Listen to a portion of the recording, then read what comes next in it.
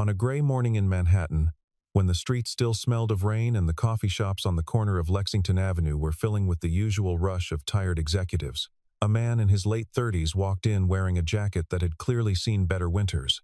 His name was Ethan Carter, and nothing about the way he moved suggested that he wanted to be noticed. He ordered the cheapest black coffee on the menu, counted out exact change from a worn leather wallet, and looked around the room for an empty seat, the way a man looks for a place to disappear rather than a place to be seen. Ethan was 38 years old. Though grief and long nights had added a few years to his face that did not belong there, he had once been the kind of man whose name appeared in business magazines. A founder who built something enormous out of nothing. But he had not touched that world in a long time. After his wife passed away, he sold everything that carried her memory into boardrooms and headlines, and he stepped quietly out of the spotlight, the way a tide pulls back from the shore without announcing that it is leaving. His only child was grown now, studying overseas, living a life Ethan had worked hard to protect from the noise that once surrounded their family. These days, nobody in the coffee shop recognized him. He looked like any other man having an ordinary morning, and that was exactly how he wanted it.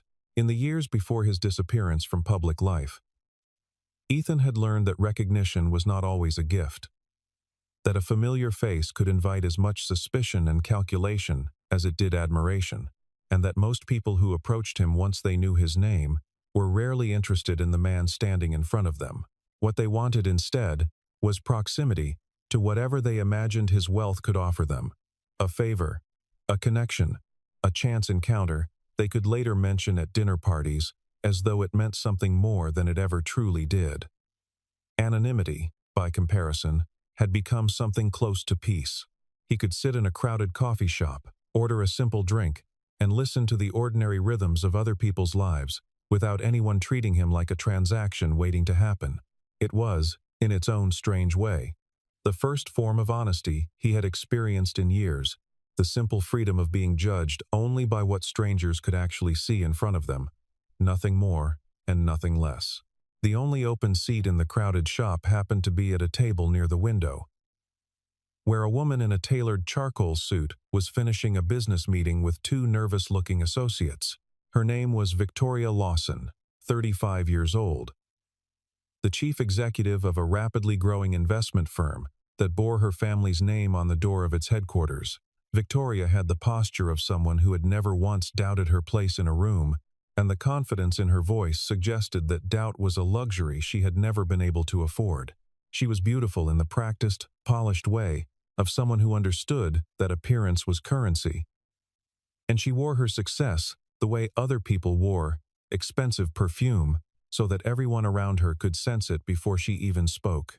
Victoria had inherited a modest family business years earlier and transformed it, through relentless hours and an instinct sharp enough to unsettle men twice her age, into one of the fastest-growing investment firms in the city. She had learned early that hesitation was a weakness the market never forgave, and she carried that lesson into every part of her life, from the way she negotiated contracts to the way she judged the strangers who crossed her path. People who worked for her respected her, some even admired her, but very few would have described her as warm, and fewer still would have guessed that underneath the tailored suits and confident tone was a woman who had built an entire identity around never once appearing vulnerable in front of anyone. When her associates gathered their folders and excused themselves, one chair remained empty at her table, and Ethan approached with the quiet manners of someone raised to ask permission before taking up space. "Excuse me," he said. "Would it be all right if I sat here for a few minutes?" "Every other table seems to be taken." Victoria glanced up briefly, taking in the plain jacket, the tired eyes, the coffee that cost only a few dollars, and decided within a second that this man was of no particular importance to her morning. She shrugged and returned her attention to her phone, muttering something close to permission, and Ethan sat down without complaint, cradling his cup in both hands like it held something warm and necessary. For a while, neither of them spoke. The shop buzzed around them with the sound of espresso machines and hurried footsteps, and Victoria typed messages on her phone with the practiced boredom of someone used to filling silence with productivity. It was Ethan who eventually broke that silence, not with small talk about the weather or the noise of the city, but with a question that seemed to come from somewhere far beneath the surface of an ordinary conversation. "Can I ask you something?" he said, his voice calm and unhurried. "If a person loses everything and has to start over from nothing, do you think they still deserve respect?" The question landed strangely in the noisy shop, out of place among the sounds of steam and small talk. And Victoria lifted her eyes from her phone for the first time since sitting down. She studied him for a moment, the plain jacket, the modest coffee, the tired hands, and something in her expression shifted from indifference into something closer to amusement. She had heard 1,000 questions like this before, always from people who wanted sympathy, dressed up as philosophy, and she had learned long ago that the fastest way to end such conversations was with a joke sharp enough to close the door. Little did she know that the door she was about to close would open again, wider than she could imagine, by the very next morning. Victoria laughed, not cruelly, but with the easy confidence of someone who had never once questioned which side of the table she belonged on. "Respect is earned," she said, loud enough for the people nearby to hear. "And honestly, at the very least, you should probably have a black card before you start giving speeches about success." The words landed exactly the way she intended, sharp and clever. The kind of line she might repeat later, at a dinner party. Her associate, who had lingered by the door to finish a phone call, chuckled audibly, and a barista wiping down the counter smiled without quite meaning to. A couple of other customers glanced over, drawn by the laughter, curious about what had been said. And for a brief moment, the quiet corner of the coffee shop became a small stage for Victoria's wit. She expected the man across from her to shrink, to stammer an excuse, to slide back into the anonymous crowd, where she assumed he belonged. Instead, Ethan simply smiled. The kind of smile that held no anger and no wound. The smile of a man who had already survived far worse insults than this one. He did not argue. He did not explain himself. He did not try to prove anything to a woman who had already decided who he was before he said a single word about his own life. He finished the last sip of his coffee, set the cup down gently, and rose from the table with the unhurried calm of someone who had somewhere else to be, though in truth he had nowhere in particular to go. Before he left, he walked to the counter and quietly paid for Victoria's bill, as well as his own, a small gesture that went almost unnoticed in the bustle of the morning rush. Victoria, still amused by her own cleverness, called out behind him without much thought. "That's exactly the kind of thing people say when they want to sound wise," she said, waving a hand dismissively. Typical. She turned back to her associate, already moving on to the next item of her busy morning, already forgetting the stranger's face the way she forgot the faces of 100 other people who passed briefly through her days. But the young man working behind the counter did not forget so quickly. He picked up the small card reader to process the final receipt, glanced at the name printed faintly at the bottom of the transaction, and felt his stomach tighten in a way that had nothing to do with the noise around him.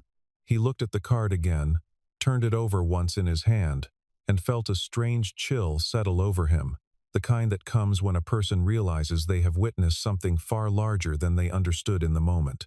The card was not the kind of black card that people joked about in coffee shops, the kind associated with celebrities and self-made influencers who flashed their wealth for cameras. It was something else entirely. A card issued only through one of the most private banking institutions in the country, reserved for a number of clients so small that most bankers themselves would never see one in their entire career. Fewer than a few hundred people in the world carried a card like this, and the young barista, who had worked part-time while attending business school at night, recognized the pattern of numbers immediately from a case study he had once read.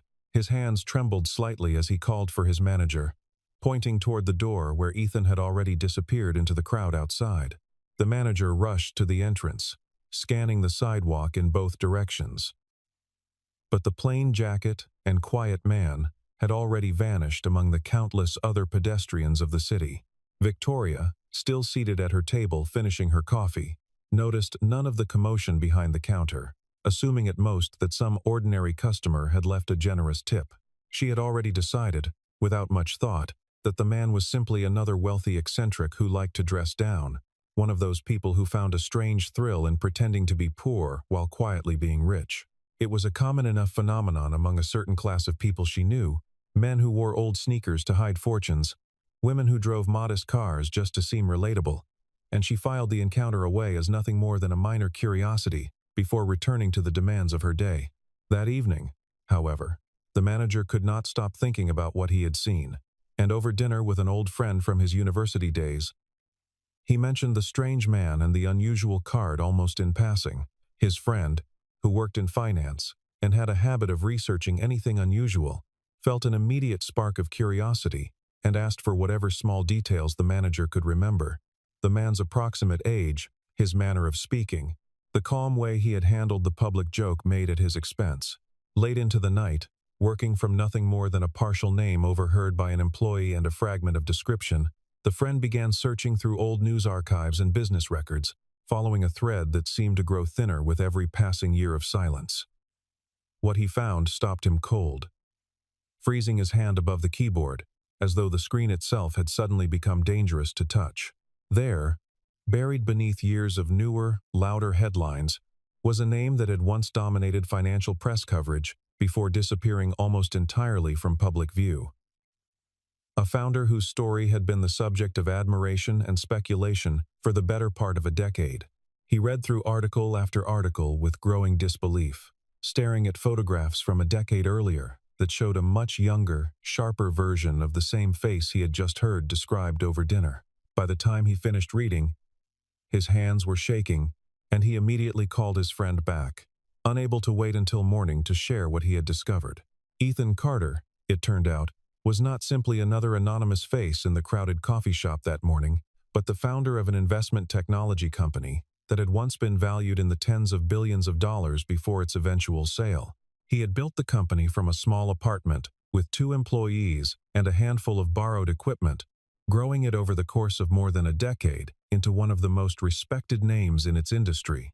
His success had been the subject of countless profiles, admired not only for its scale but for the unusual humility he seemed to carry through every interview, a quality that made him a favorite subject among journalists searching for a rare example of decency in a ruthless industry. One widely circulated story from years earlier described how Ethan had personally driven across 3 states to deliver a signed contract to a small manufacturing partner rather than send it through a courier, simply because he wanted to shake the man's hand and thank him in person for taking a risk on an unproven startup.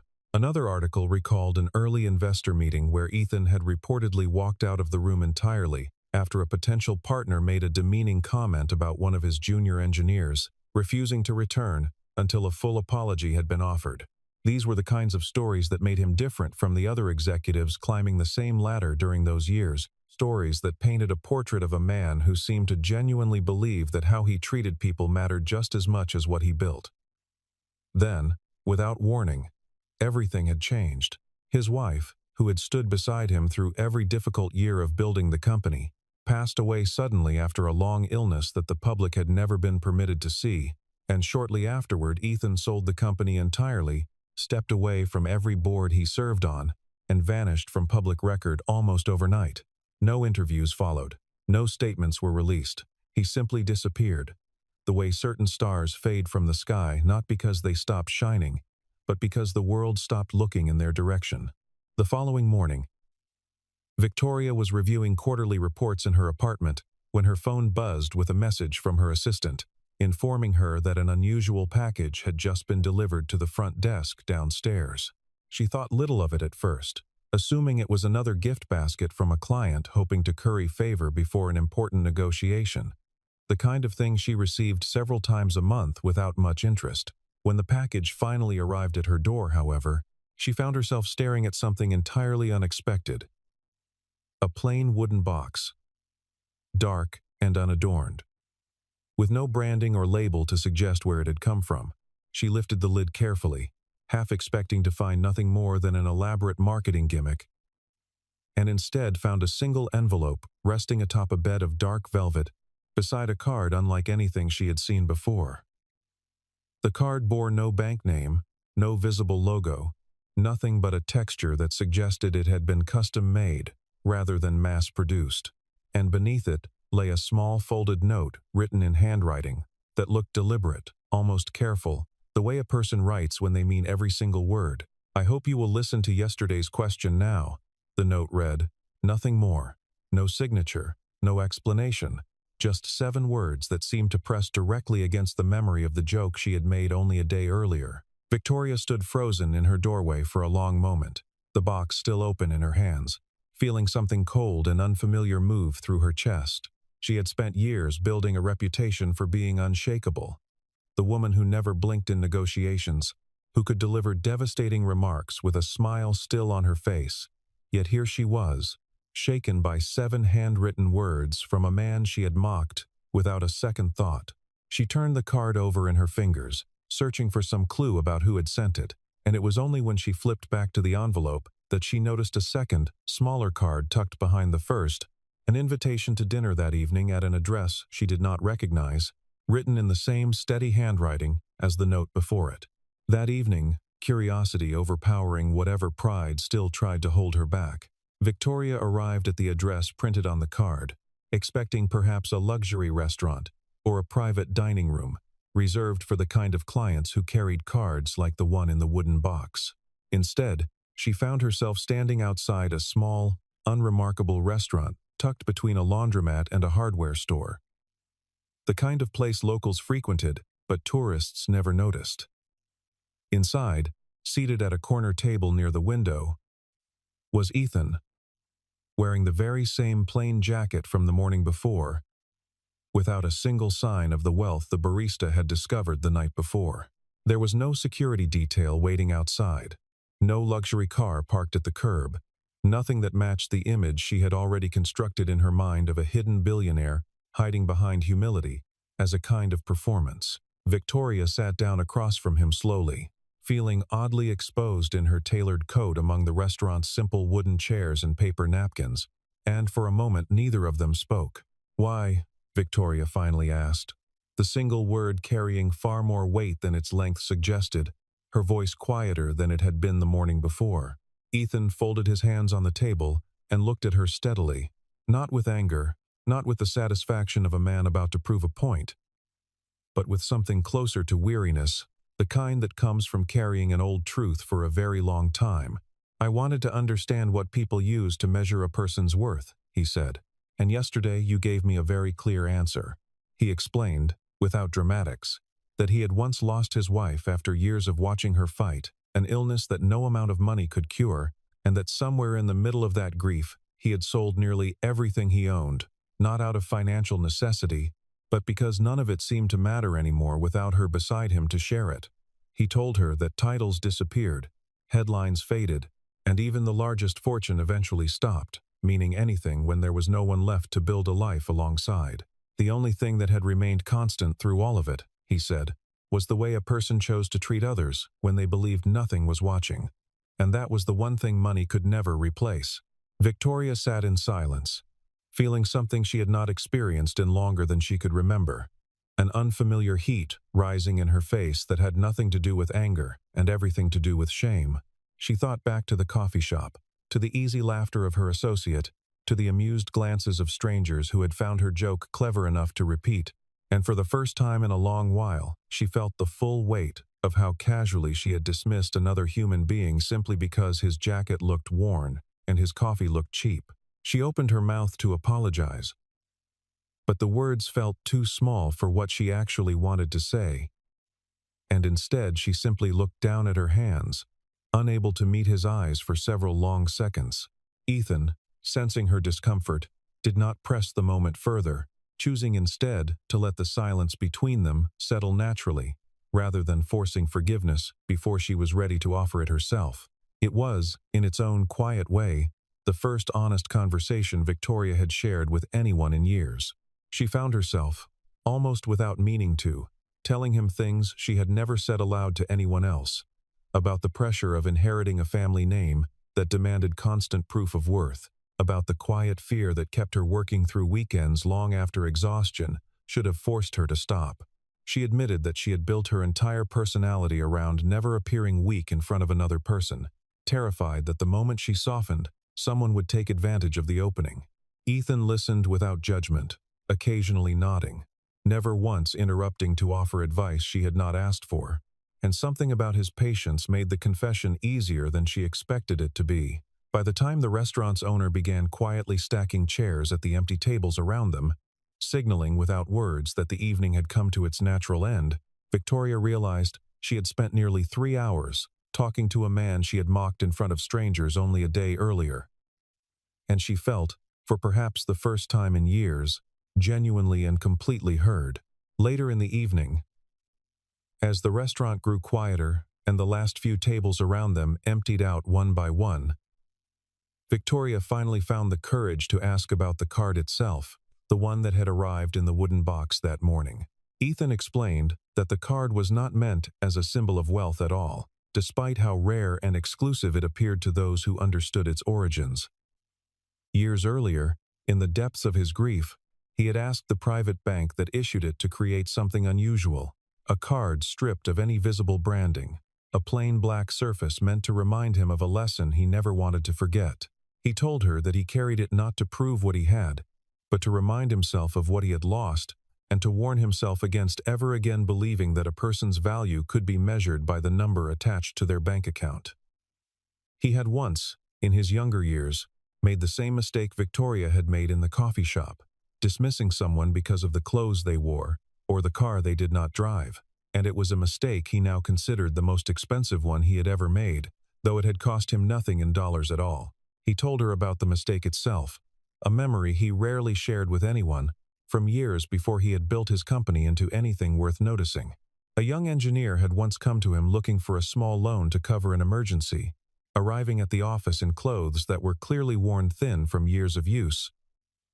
And Ethan, distracted and short on patience that particular week, had waved him away without listening to a single detail of his situation. He later learned that the same engineer had been quietly designing a piece of software that eventually became foundational to an entire industry, work he completed for a competitor after being turned away, and Ethan never forgot the cost of the assumption he had made in less than 10 seconds. That memory, he told Victoria, had stayed lodged in his chest for years, resurfacing every time he felt tempted to judge someone by the surface of their appearance, rather than the substance underneath it. The black card, plain and unbranded, was less a badge of exclusivity and more a physical scar he chose to carry. A small object meant to sting just enough each time he saw it to keep the lesson from ever fading. Victoria listened, feeling the last of her defenses crumble quietly beneath the weight of his words, understanding at last that the plain black card sitting in the wooden box on her kitchen counter was never meant to impress her. It was meant to remind her, the same way it reminded him every single day, that appearances told almost nothing true about the person standing behind them. For the first time since she had built her company from the ground up, she felt genuinely unsure of herself. Not because she doubted her abilities, but because she suddenly doubted the values she had built her entire career upon. Before she could speak again, her phone buzzed sharply against the table, then buzzed again, then began to ring outright, the screen lighting up with the name of her chief financial officer, a man who rarely called after business hours unless something had gone seriously wrong. Victoria excused herself and stepped toward the door, her stomach tightening with a familiar, dreaded instinct that told her whatever waited on the other end of that call would not be good news. The message, when she finally answered, delivered exactly the disaster her instincts had warned her about. A major partnership her firm had spent the better part of a year negotiating had collapsed without warning, triggered by a competitor who had quietly poached the deal at the final hour. Within minutes of the news breaking internally, panicked investors began pulling their capital. Spooked by rumors that spread faster than any official statement her communications team could issue, by the time Victoria left the restaurant that night, her phone had become an endless stream of frantic messages, board members demanding explanations, journalists requesting comments, employees anxiously waiting for guidance that no one, including Victoria herself, currently had the answers to provide. She spent the entire drive home staring blankly out the window, watching the city lights blur together, feeling for the first time in her adult life the particular loneliness of standing at the center of a crisis, with no one certain to stand beside her.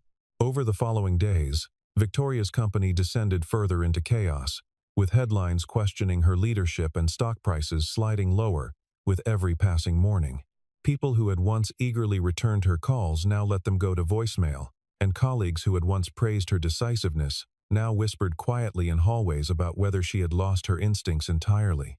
Board members who had championed her rise to the top now scheduled private meetings without inviting her, the kind of meetings that in her industry usually signaled the beginning of a quiet, orchestrated removal.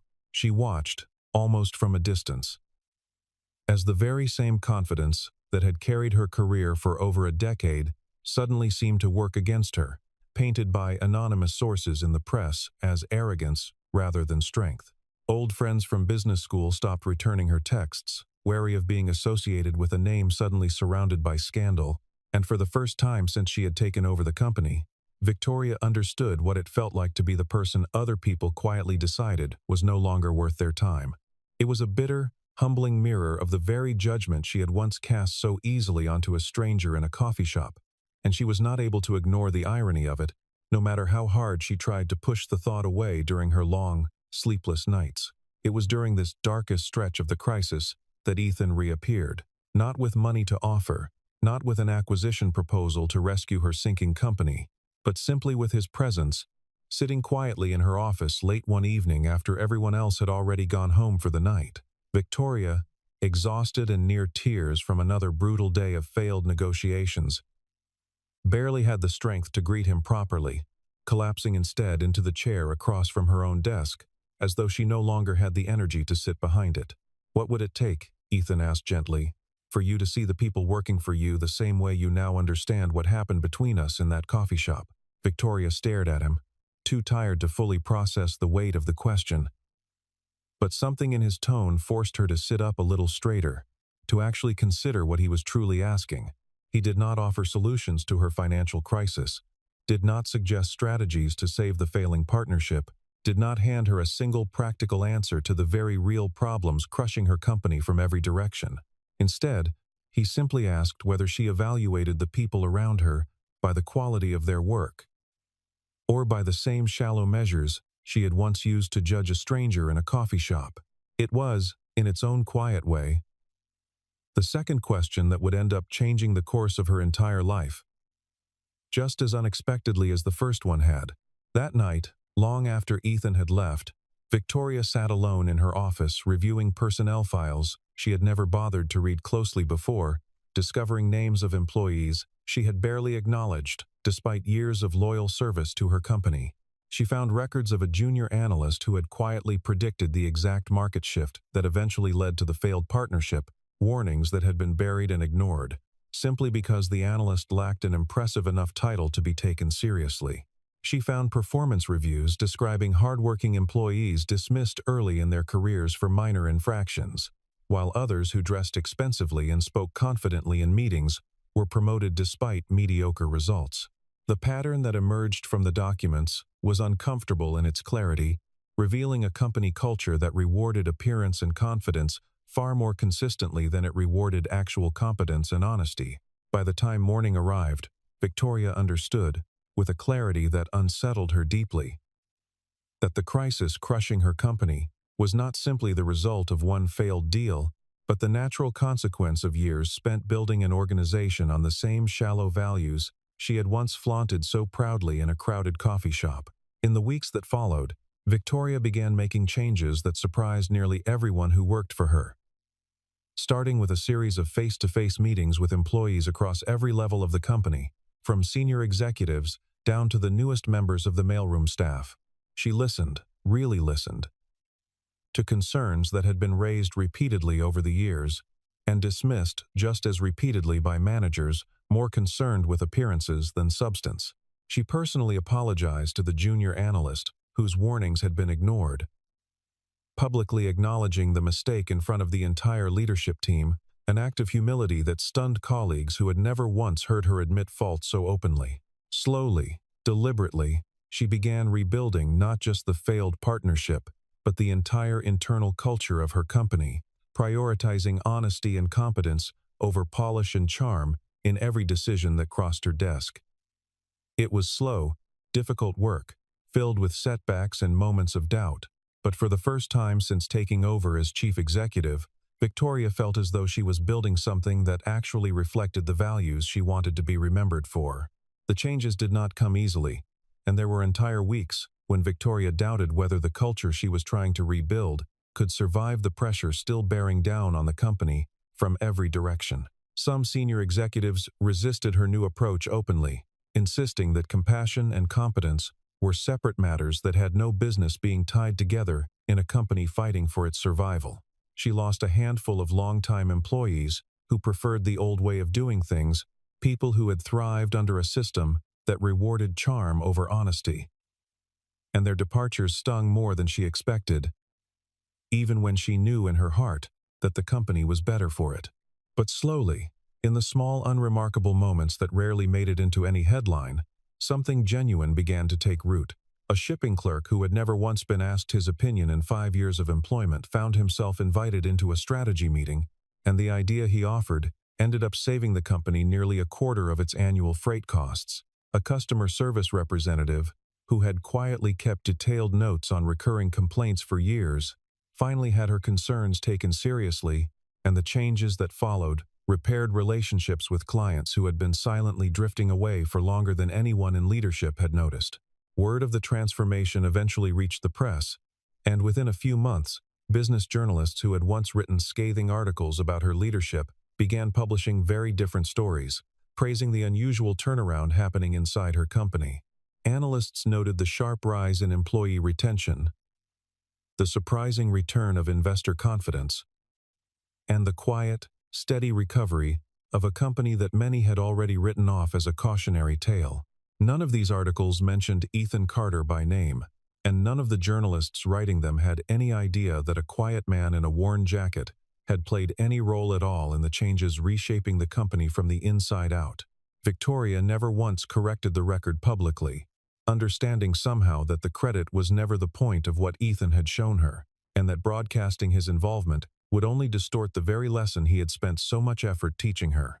She kept the black card in a drawer in her office, taking it out occasionally on difficult days, turning it over in her fingers as a private reminder of the morning she had almost let a single careless joke define the rest of her life. Several months after the crisis first began, once the company had stabilized and the last of the difficult headlines had faded quietly from the news cycle, Victoria found herself driving out of the city on a quiet weekend morning, following an address she had kept folded carefully in her wallet since the night of their dinner together.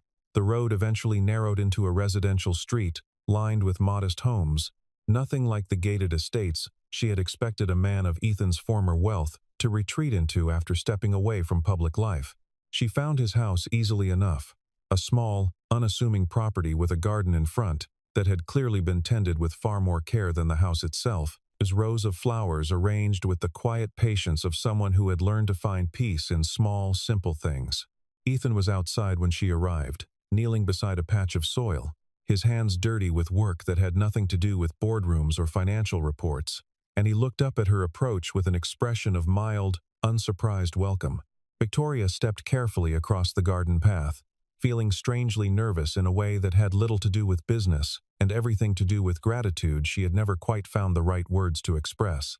"That morning in the coffee shop," she said, her voice softer than he had ever heard it. "You only asked me one question."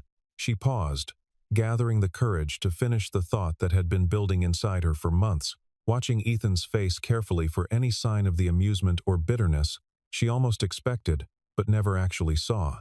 "But that one question changed the entire direction of my life," she finally said. "And I don't think I ever properly thanked you for it." Ethan rose slowly from the garden, wiping his hands against an old cloth tucked into his belt, and studied her for a long, quiet moment before responding. "You don't need to thank me," he said. "You did the difficult part yourself. I only asked the question."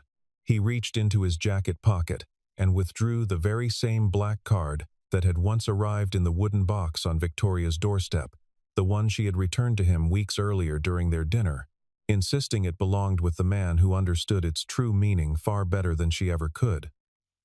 Victoria watched, confused. as Ethan held the card between both hands and, without hesitation, tore it cleanly in half, the sound sharp and final in the quiet stillness of the garden. She opened her mouth to protest, startled by the sudden gesture, but Ethan only smiled, calm and unbothered, as though the card had already served its final purpose the moment it delivered its lesson. "If a piece of plastic decides a person's worth," he said, tucking the two broken halves back into his pocket, "then it was never worth keeping in the first place."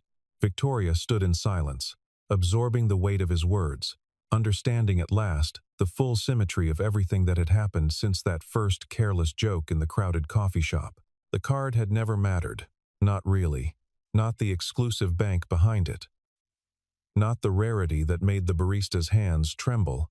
Not even the wealth it represented to anyone who did not understand its true purpose.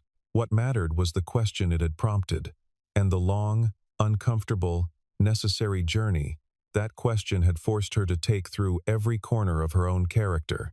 Together, they began walking slowly along the quiet street as the early morning light spread gently across the neighborhood, neither of them in any particular hurry to be anywhere else. They walked without speaking for a while, the silence between them no longer uncomfortable the way it had been in the coffee shop months earlier, but easy now, familiar, the kind of quiet shared between two people who no longer needed words to understand each other.